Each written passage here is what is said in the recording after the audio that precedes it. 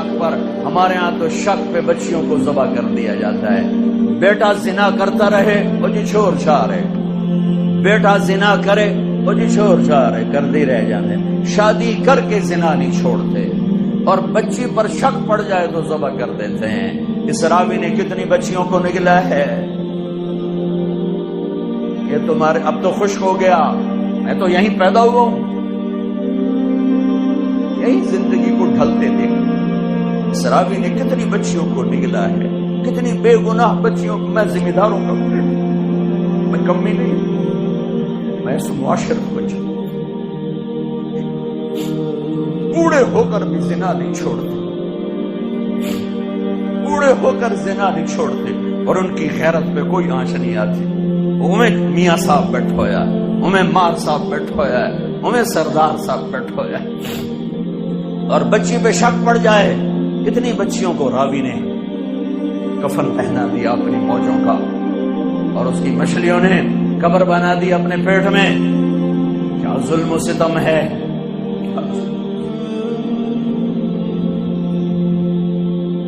شک پہ پڑے تو گلے دبا دیے, سبق کرتی.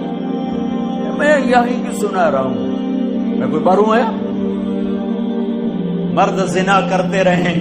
اس بازار حسن کو کس نے گرمایا؟ ان ذمہ داروں نے.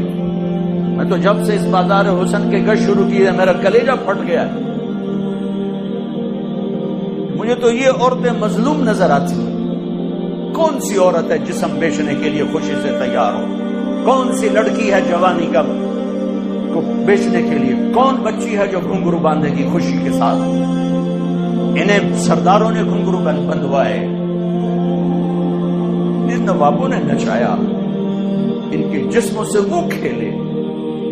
ظالم یہ نہیں, ظالم وہ جنہوں نے ان کے سر پہ دوپٹہ رکھنے کی بجائے ان کے جسم کو نوچا, اپنی ہوس کا شکار نشانہ بنایا.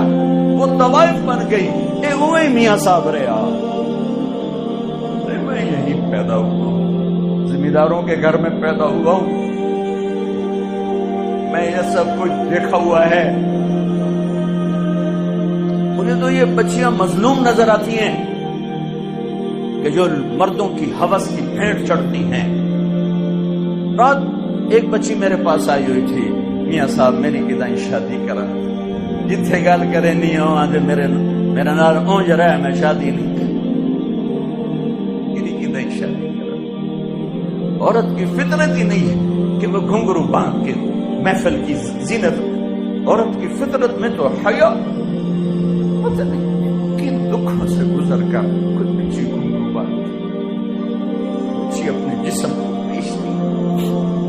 وہ ہیں سولی پہ لٹکائے جانے کے قابل جو ان کے جسموں کو کی قیمت لگاتے ہیں, ان کو عزت کی چادر نہیں پہناتے, اپنی ہوس کی بھیڑ چڑھاتے ہیں.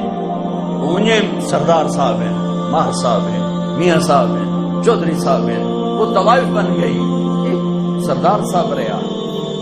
میرے نبی فرما رہے ہیں عائشہ کوئی گناہ ہوا ہے تو توبہ کر لے, اللہ معاف کر دے. اللہ اللہ. اور اگر نہیں ہوا تو اللہ ضرور تیرے حق میں فیصلہ سنائے گا. تو حضرت عائشہ 24 گھنٹے سے سوئی نہیں تھی, اٹھ کے بیٹھ گئی, رو رہی تھی. ایک دم آنسو خشک ہوئے. ابا میری صفائی پیش کر. ابو بکر بیٹھی میں کچھ نہیں کہہ سکتا. اماں میری صفائی پیش کر. بیٹی میں کچھ نہیں کہہ سکتی. تو فرمایا اگر میں جھوٹ بولوں تو اب سب مجھے سچ مانو گے, اور اگر میں سچ بولوں تو کوئی مجھے سچا نہیں مانے گا. میں اپنے اوپر الزام کیسے دھر لوں؟ میں اپنے رب کو پکارتی ہوں, میں یعقوب کے رب کو پکارتی ہوں, یوسف کے باپ کو پکارتی ہوں. کہتے مجھے حضرت یعقوب کا نام بھول گیا غم کی وجہ سے. میں نے کہا میں یوسف کے باپ والا جملہ بولتی ہوں جو انہوں نے کہا تھا فصبر جمیل واللہ المستعان.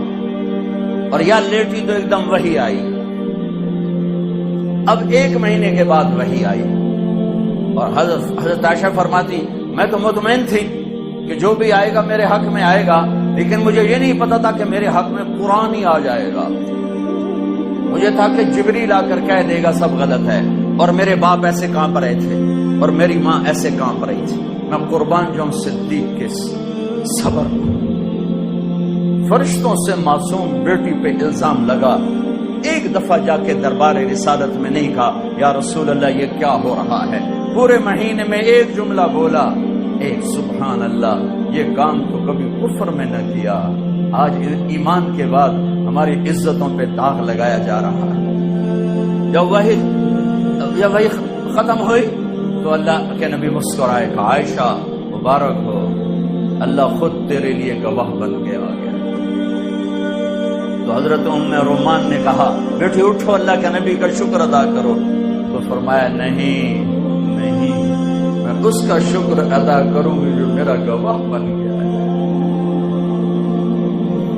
اتنے دکھ پہنچانے والے عبداللہ بن ابی کے جنازے کے لیے کھڑے ہو گئے، کم وقت مر گیا، اس کے بیٹے پکے صحابی تھے، یا رسول اللہ میرے ابا کا وہ کفن دیں گے، آپ اپنا کرتا دے دیں، میں کفن اس کو پہناؤں۔ آپ نے کہا یہ لو۔ اب کہتے تو منافق کے میرے کرتے دونوں کی فائدہ، کہ یہ لو۔ یا رسول اللہ جنازہ پڑھائیں گے؟ کہاں پڑھاؤں گا، آپ کو خبر ہے کہ یہ کافر ہے، میرے جنازہ پڑھانے سے کیا ہوگا؟ کہ نہیں پڑھاؤں گا۔ اپنا کرتا دیا، کفن پہنایا، اس کے جنازے پر کھڑے ہوئے تو سامنے عمر آ گئے، یا رسول اللہ آپ جانتے نہیں یہ کون ہے؟ مجھے بتاتے ہو کون؟ جانتا نہیں تو اور کیا ہے؟ تو کا جنازہ کیوں پڑھا رہے؟ کہ اللہ نے کہا پڑھ یا نہ پڑھ معاف نہیں کروں گا، میں پڑھتا ہوں شاید اللہ معاف کر۔ میرے نبی دیکھ رہے تھے کہ یہ امت ایک دوسرے کے جنازے پڑھنا بھی چھوڑ دے۔ میرے نبی جانتے تھے، دیکھ رہے تھے، ارے آپ نے تو حسن حسین کے لیے ہاتھ نہ اٹھائے، تمہارے لیے ہاتھ اٹھائے، ان کو قربانی کے لیے پیش کر دیا، ایک لفظ نہیں ان کے لیے بولے۔